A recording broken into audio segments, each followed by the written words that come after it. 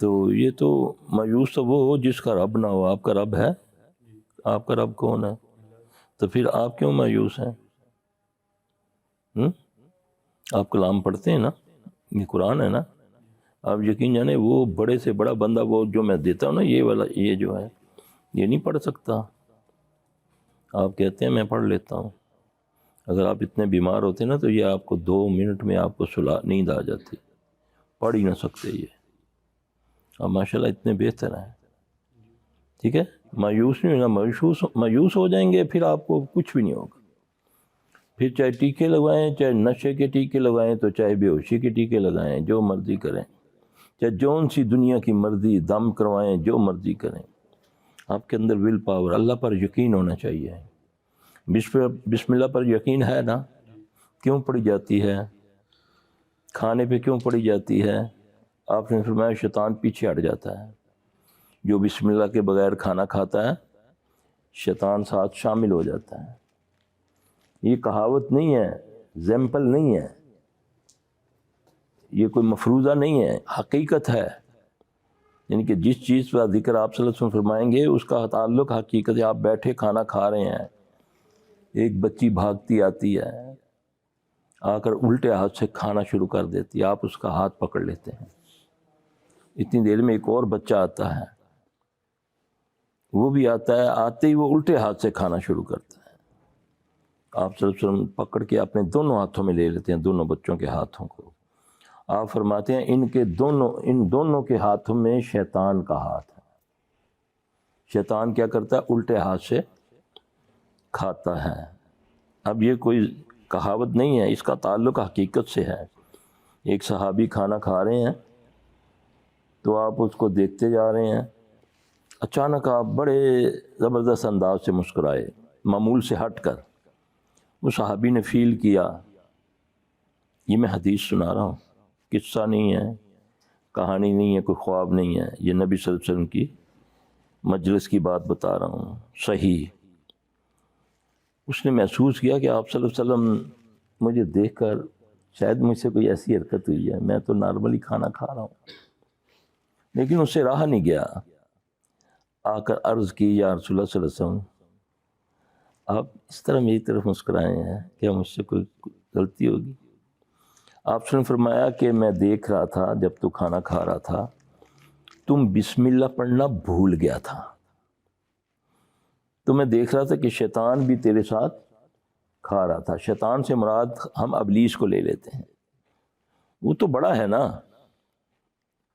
اس کی ذریت جو جنات ہوتے ہیں، شیطان جن اور شیطان انسان، یہ جبلت ہے نا، مخلوق نہیں ہے شیطان. یہ ذہن میں رکھیں، مخلوق اللہ نے 3 پیدا کی ہیں، ایک جن، فرشتے اور انسان.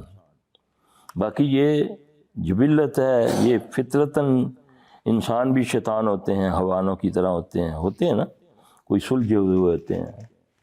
تو آپ صلی اللہ علیہ وسلم کو اللہ دکھا رہا ہے. جیسے آپ نے فرمایا نا کہ تم نماز میں مل کے کھڑے ہوا کرو.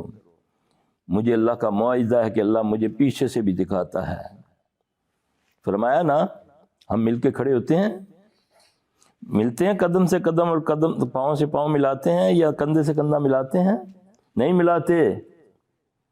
آپ نے فرمایا اللہ تمہارے دلوں میں دوریاں ڈال دے گا. آج امت کیسے ایک دوسرے کے ویری ہے، ملک ایک دوسرے کے دشمن ہیں، فرقے کے فرقے ایک دشمن ہیں.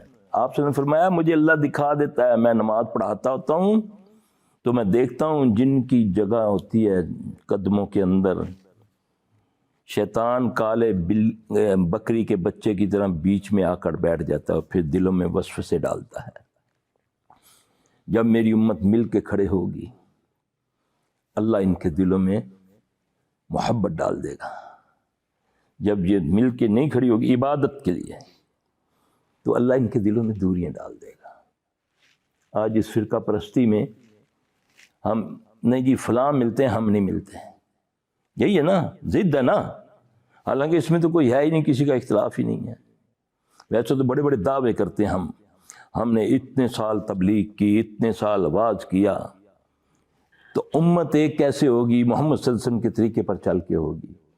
جب آپ نے فرمایا کہ جب مل کے کھڑے ہوگے اللہ تمہارے دلوں کو ملا دے گا. جب تم دور کھڑے ہوگے ایک دوسرے سے اللہ تمہارے دلوں میں دوریاں پیدا کر دے گا. تو شیطان اس طرح بیچ میں حائل ہو جاتا ہے. اب اللہ نے اس کو قوت دی ہے. ایک صحابی آ کے عرض کرتے ہیں یا رسول اللہ صلی اللہ علیہ وسلم کچھ دنوں سے نماز میں کوئی مزہ نہیں رہا, نماز پڑھتا ہوں مگر بالکل بے لذت, کوئی خشوع خضوع نہیں ہے, بڑا دل پریشان ہے. فکر مند تھے نا, اللہ سے باتیں کرنے والے تھے, دنیا کو چھوڑ کے اللہ کی طرف چند منٹوں کے لیے آتے تھے. ہم تو نماز میں بھی ہڈیاں پکاتے ہیں جی, نماز ہی میں حساب کتاب کرتے ہیں, پلان کرتے ہیں کہ اب یہ تو جانیاں ہی کرنا کی ہے. تو فکر ہوگی اس کو. آ کے عرض کیا مسجد نبوی ہے, نبی علیہ السلام کی ذات مبارک خود موجود ہے, وہ صحابی رسول ہے. آ کر کیا کہتا ہے کہ یا رسول اللہ صلی اللہ علیہ وسلم کئی دنوں سے بڑی عجیب کیفیت ہو گئی ہے, نماز میں خشوع خضوع نہیں ہے. تو میرے ساتھ ایک بندہ آتا ہے یا رسول اللہ صلی اللہ علیہ وسلم, سبحان اللہ, دعا فرمائیں کہ جس طرح وہ نماز پڑھتا ہے اس طرح میں پڑھوں. کیا کمال کی وہ نماز پڑھتا ہے. اللہ کے نبی صلی اللہ علیہ وسلم نے مسکرایا, آپ نے اسے علاج بتایا.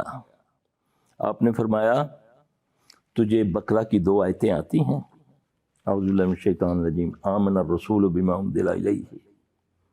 یہ محمد صلی اللہ علیہ وسلم علاج بتا رہے ہیں. محمد صلی اللہ علیہ وسلم جو ہم سے دور, ہماری نسلوں سے کوسوں دور ہے نا. ہمارے نزدیک تو تویز دھاگے, قلے, چلے ہیں جی, اور نبی سے علاج پوچھو. یہ آپ نے اس سے فرمایا تجھے بقرہ کی 2 آیتیں آتی ہیں, یہ بڑی قیمتی چیز ہے یہ بقرہ کی 2 آیتیں. آپ کو میں بتاؤں واللہ اللہ کے نبی صلی اللہ علیہ وسلم کی دوسری حدیث ہے, صحابی کہتے ہیں کہ ہم بیٹھے ہوئے تھے, اچانک آسمان سے ایک دھماکے سی آواز آتی ہے, تو آپ صلی اللہ علیہ وسلم کی کیفیت وحی کی بن جاتی ہے.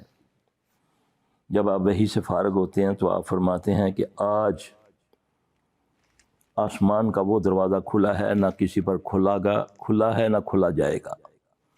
آج مجھ پر 2 فرشتے وہ نازل ہوئے ہیں جو نہ کسی پر ہوں گے نہ کیے جائیں گے, نہ کیے گئے نہ کیے جائیں گے. آج مجھ کو 2 نور وہ عطا کیے گئے جو نہ کسی کو دیے نہ دیے جائیں گے. ایک سورہ فاتحہ اور ایک بقرہ کی 2 آیاتیں. بد نصیبی دیکھو, سورہ فاتحہ میں بھی ہم مناظرے کرتے ہیں. کوئی کہتا ہے نماز میں پڑھو, کوئی کہتا ہے نہ پڑھو, باقی جو مرضی پڑھو, سورہ فاتحہ پر ممانعت ہے جی, نعوذ باللہ. ہوتے ہیں نا مناظرے, اس پہ لڑتے ہیں, لڑائیاں ہوتی ہیں, جھگڑے ہوتے ہیں. اس کی نماز نہیں ہوتی جو سورہ فاتحہ نہ پڑھے. جی یہ تو اللہ کے نبی کی بات ہے. اچھا, آپ نے فرمایا 2 نور مجھے وہ عطا کیے گئے ہیں جو نہ کسی کو دیے گئے نہ دیے جائیں گے. جو ان کو پڑھ کے دعا مانگے گا اللہ اس کی دعا کو قبول کریں گے. یہ رسول اللہ صلی اللہ علیہ وسلم کی فرمان. اب اسی 2 آیتوں کا علاج اس کو بتا رہے ہیں.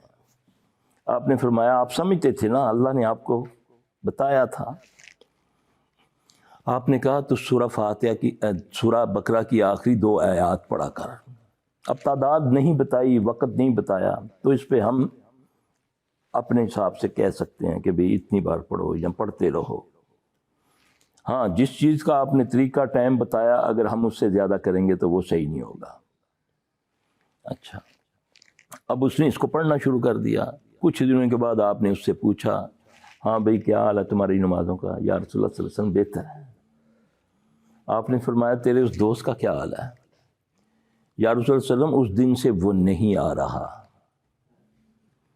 آپ نے فرمایا تو جانتا ہے وہ کون تھا؟ وہ شیطان تھا, وہ جن تھا جو انسان کے روپ میں آ کر تیری نماز میں خلل ڈالتا تھا. ہم بھی نمازوں میں کرتے ہیں نا, ادھر خارش ہو گئی, پھر کبھی ادھر ہو گئی, کبھی ادھر ہو گئی, ہاں جی, کبھی ایسے آنکھیں کر کے دیکھتے ہیں, کبھی ایسے کر کے دیکھتے ہیں, کبھی ایسے دیکھتے ہیں, بیکار ہو گیا سارا کچھ. حکم ہے کہ اگر نماز میں آپ نے نماز سے نظر ہٹائی, ممکن ہے کہ تمہاری نظر کو وہیں ٹھہرا دیا جائے.